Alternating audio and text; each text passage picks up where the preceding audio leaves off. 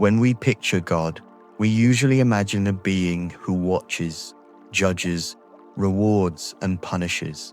But have you ever wondered why? Why does God, across so many cultures, seem so much like us, with anger, jealousy, expectations, rules?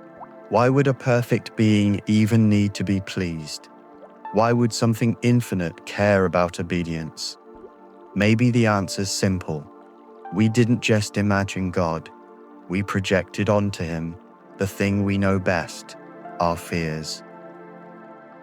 The gods we created weren't abstract forces of nature. They were characters, with emotions, motives, even egos. They had favorites. They got angry. They demanded loyalty. They needed sacrifice. And they punished those who disobeyed. Does that sound like something divine or something deeply human? God didn't descend from the sky with a personality. We gave him one. We built him out of the emotions we couldn't control, out of the dangers we didn't understand, out of the questions we couldn't answer. We didn't find God in the sky. We found him in the mirror. We feared being alone, so we imagined someone always watching. We feared chaos, so we invented a rule giver.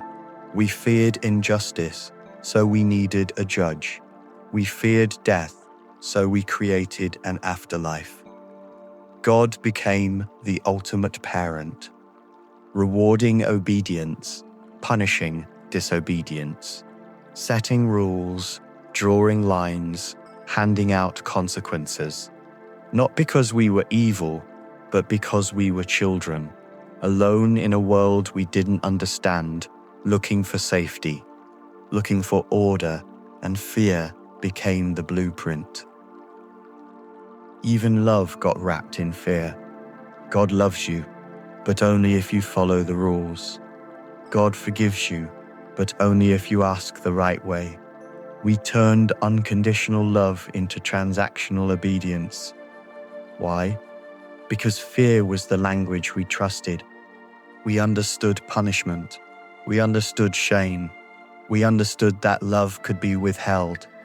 So we shaped our gods with boundaries and warnings and called it holiness. We said, God is love, but we meant God is watching, always. Think about it clearly. Why would a perfect, all-knowing being need anything at all? Why would he need psalms, or blood sacrifices, or praise? Why would he demand loyalty from the very people he created? Wouldn't perfection imply self-sufficiency? Wouldn't divinity mean no insecurity, no needs, no ego? But we assumed he must be like us, because we need validation. We need to feel chosen. We need to be told we matter. So we imagined a God who needed those things too. That wasn't God speaking. That was us, imagining power through the lens of fear. The problem is, when God becomes a mirror of our fear, he becomes something to obey, but not something to feel safe with. We become afraid to question, afraid to doubt, afraid to live honestly, because we believe we're always being watched, always being measured, always falling short. That kind of fear doesn't create peace. It creates guilt. It creates silence. It creates control. And maybe, if we're honest, that was the point.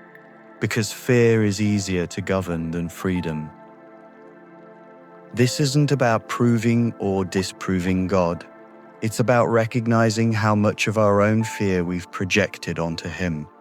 Maybe God is real, maybe not. But if he is, why would he need to look like the thing we're afraid of? Why would he be petty, or jealous, or insecure? Maybe the problem isn't that we imagined God. It's that we imagined him with all the things we couldn't face in ourselves. And maybe what we've been worshipping all along isn't a divine being, but our own fear, wearing a crown.